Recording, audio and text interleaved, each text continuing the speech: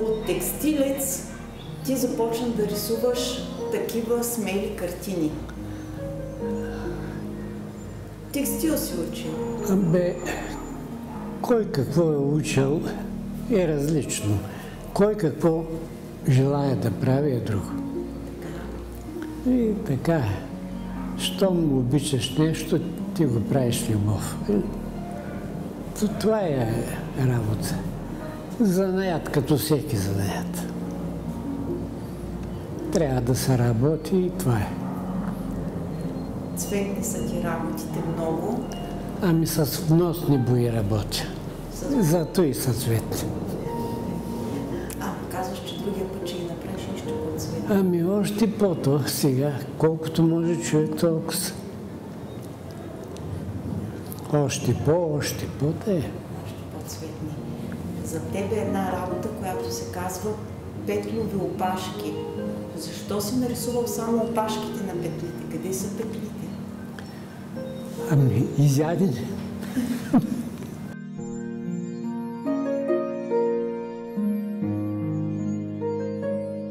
Кажи ми за Великден. Какво е за тебе и за семейството ти този празник? Велик празник.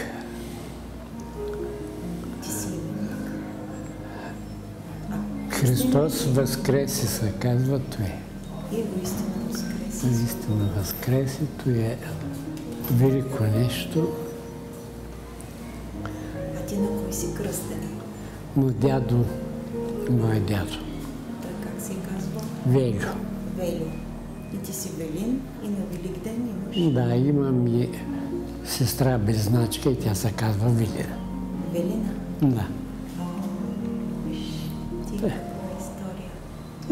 Истории всякакви. Те са безкрайни. На всеки е различно. Всеки. Кажи тук сега за изложбата, какво да преместим и да наредим още? Кой ще направи? Долу-горе сме ги наредили сега повече. Да.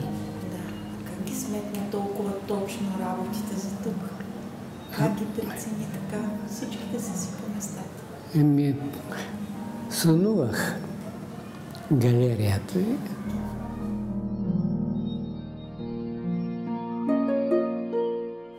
и четири работи, защото са 4 сезона или 4 годишни времена, както е по Вивалди. С пролет, лято, есен, зима. Той гениалният композитор ги превърна в прекрасна музика и човек като харесва един велик майстор, иска да се доближи до него колкото може, така, по-близичко, да го отрази в живописта по някакъв начин. Тази е първата зима, пролет е там, лятото е тази, лятото е тази есента. Кой както иска така да ги възприема. И на времето престилките, като си ги правили жените, и те са били авторки. И те искали да си напишат името, всяка да си остави името на произведението. Престилките са велико българско творение. Това е правено с много любов за една голяма обич. Зато и са толкова красиви нашето народно творчество. Човек, като го познава, му се възхищава и иска да прилича малко като него. Ти гледал ли си в твоето семейство баба ти или майка ти, когато са ги бродирали или са ги такали? Са ги такали. Майка ми имаше стан. Кросното на поляната се навиваше, поне 50 метра беше дълго, да се напълни кросното, после на совалката, стан. Те жените на времето са били специалистки по много произведения да правят, защото нямало кой да им го прави. Нещата се променят с времето и не се променихме с времето. Така е, животът е прекрасно нещо и колкото повече минава времето, по-млад ставаш. Ето голяма работа е. И правим изложби, радваме се на хората, кой те харесва, кой не те харесва. Много хора те харесват. Защото съм красив. Тук са ти 2 серии, пак са сезони и годишни времена. И да. Момичетата са? И те са годишни времена. Така? Тези абстрактните са? Те са годишни времена. Вивалди? Да. И те са годишни. Тя е една тема безкрайна. Човек може да работи цял живот върху тая тема, защото тя няма край. Годишните времена, то е въпрос до фантазия и до любов към творчеството. Това е. Правиш го или стане, или не стане. Някой път става. Ама рядко става. Не е лесна работа. Творчеството е... Ама съдбата ми е такава.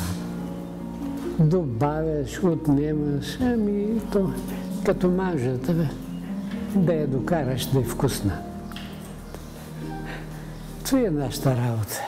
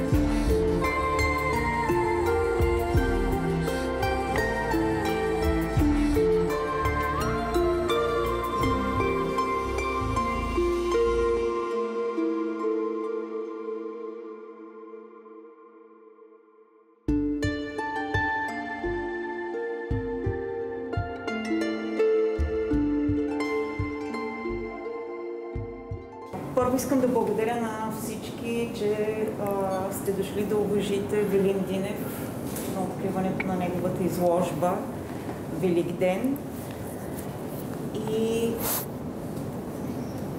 господин Памукчиев, давам думата на вас да разкажете Каква ще е впечатление от изложбата и от Велин? Защо е Великден, а не Гергьовден?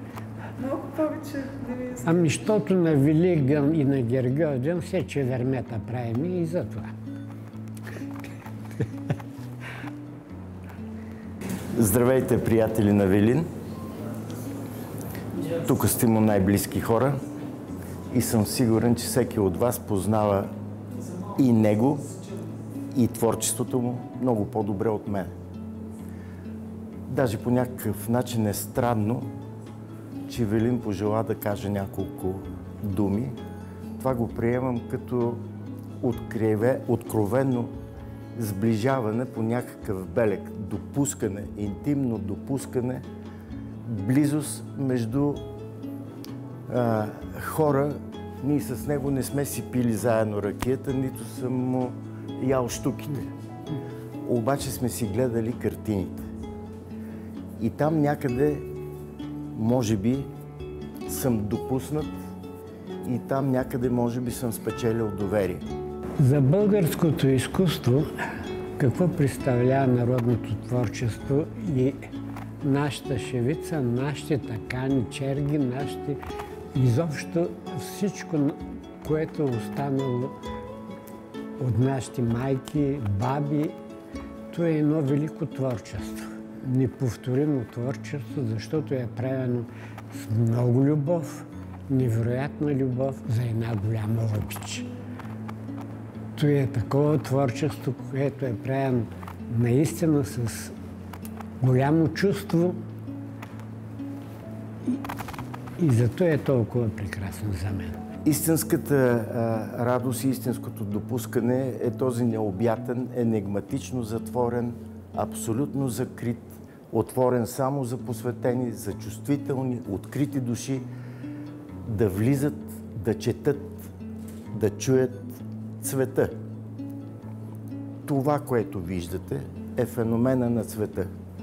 От художниците, те са толкова много, всеки ти повлия по някакъв начин. Зависи, както е казал един голям художник, от всеки взимаш, ама не да повтаряш, да вземеш по нещо, което на теб ти допада, ама да го направиш по собствен начин. Тук всички носиме тая природа и кой повече, кой по-малко, кой повече е развил или му е дадено, може да чуе повече от пластическият, духовен, емоционално-психически актив на феномена цвят. И тук веднага ще избързам да кажа, че Велин Динев е един от много големите майстори, от малкото посветени в тайната на цвета. И това не защото е учил много специално, а защото го е събирал от природата си, събирал го е той ми разказа преди малко, разказа като момче как е тичал в едни поляни с цъфнали цветя. Това не се учи. Това е посвещение на много дълбинно ниво и после човек цял живот открива какво му се е случило, когато е бил дете. По наше време информацията беше толкова оскъдна, просто невероятно. Нямаше никаква информация за съвременното изкуство. Там само се учеха передвижники и т.н. Такова беше мисленето. Има неща, които се приемат и там сме допуснати по много специални пътища и всякакви опити за теоретизиране, за семиотичен анализ, за психологически анализ могат да ни дадат някакви ориентири в символиката на цвета, в начина по който е използван. Но всъщност символният анализ, ако бъде разказан на едно червено, неговата символика, ще бъде един много скучен, скопен начин да говорим за червеното. Това е най-огнено и най-красиво и най-енергично, живия живот.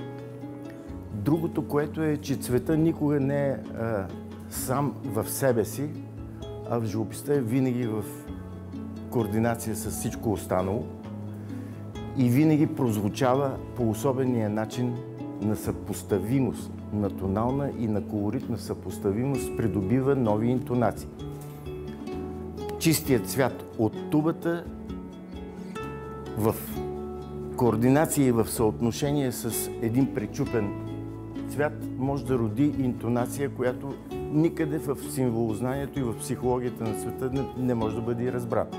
Всяка картина мога да ти кажа, че поне 10 на 15 пъти съм я правил. Не по-малко. Въпросът е така да я направиш, че да не личи, че си я правил толкова. Тук оставаме на чисто с душите си. Тая вечер от много места в залата чух: много е красиво, много е хубаво, много добре е подредено. Все неща, които опитват да разкажат усещането за хармонията и това, което се случва, но никой няма да ви обясни защо му е толкова хубаво, защо го харесва. Това може ли някой да го обясни? Водещото е в моите работи емоцията, преди всичко. Сега всяка емоция може да я отразиш с повече цвят, друга с по-малко цвят. Имам различни картини. Тук нямаше толкова място, къде да покажа, защото имам много картини.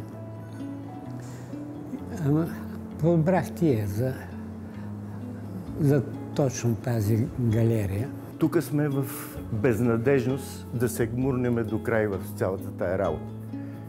Иначе сигурно бихме могли да го ситуираме Велинденев в някакъв изкуствоведски порядък, в еволюцията на едни тенденции на фовизма, в еволюцията на едни тенденции към абстрактно, в устойчивия белег в българската живопис на една полуабстрактност, на недоживяна, непозната, неразказана, не еволюирала в чиста абстракция живопис.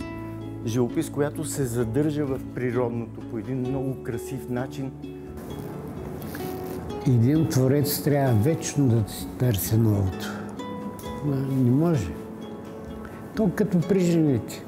Все новото си и по-хубаво.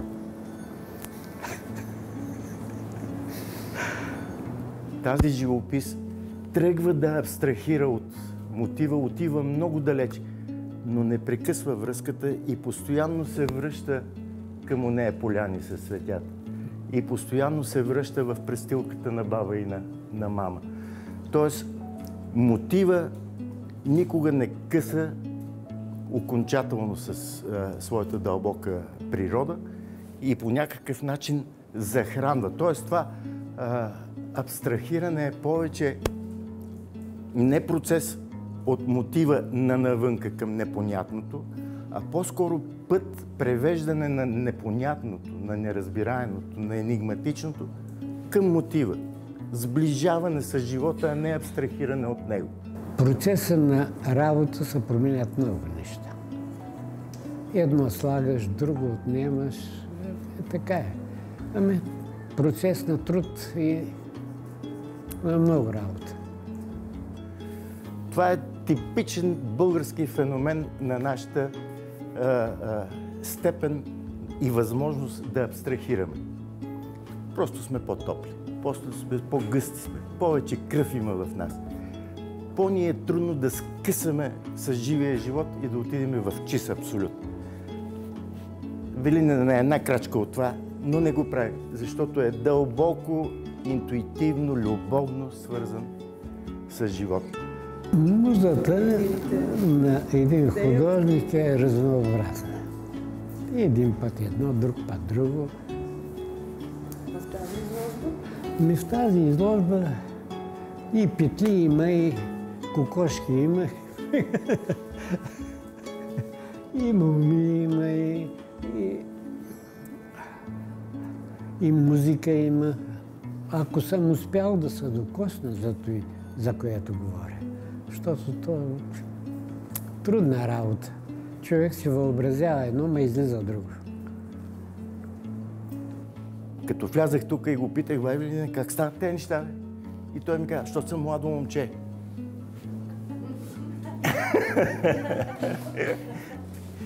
Да си жив и здрав. творчески вечно млад. Просто за някои неща може да му завидиме на енергията и на младостта. Благодаря ти, изключителна изложба ни дарява. Целият му нов цикъл е с такава интензивност, каквато и преди 20 години не си имал. Как става това, не знам. Асоциативно човек възприема нещо, което е направено от велик автор. И така или иначе мъчи се по собствен начин да възпроизведе нещо, ако е успяла, разбира се. Защото няма гаранция, че винаги човек може да успее. В намеренията си, нали те? Велин Денев е изцяло дълбоко гмурнат в психологическия, дълбинно-психологическия и духовен аспект на феномена цвят и начина, по който е подредена тази изложба. Тя не съобразява отделната картина, а всички картини озвучават една през друга себе си в един могъщ, изключително, как да кажа, музикален, органика и органичност на цялото преживяване. Аз го приемам като едно произведение, като една инсталация с цвят. Страхотно постижение, Вилия. Да си вечно жив и млад за много години.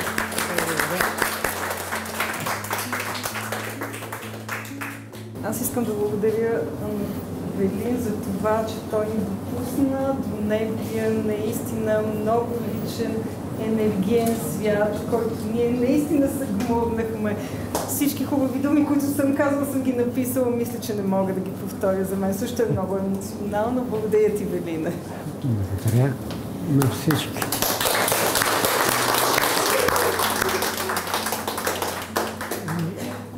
Какво да ви кажа? Вие ги виждате работите, аз няма какво да кажа повече. Само мога да ви благодаря на всичките.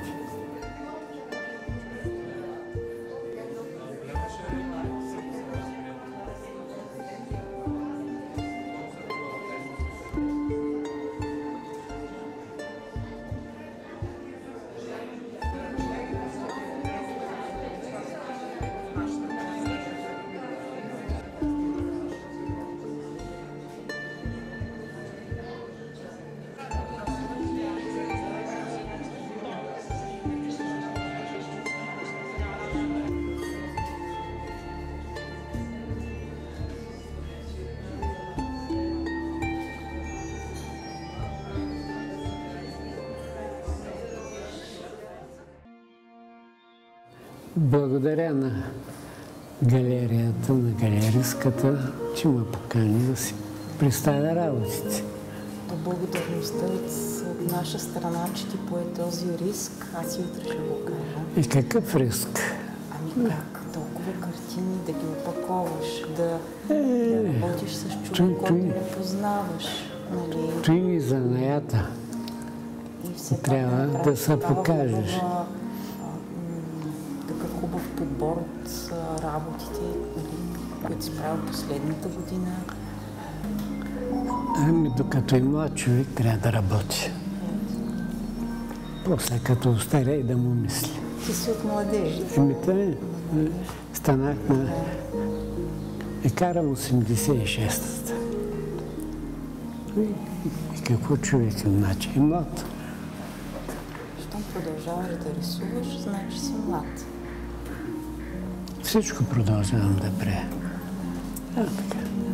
То не може човек да се откаже едно да прави, път друго да не прави. Щом щеше да идваш до София с колело? Аз с скейтборд мислех, ама... Ти го дадоха скейтборда. Скриха го, нали? Гледам тортунетките в Виена 26-та година, една мадама с дългата рокля. Абсолютно същата тортунета, като сегашните. Само ако моето е по-голям. Значи... 100 години по-късно. Да. Пак. И пак. Неща.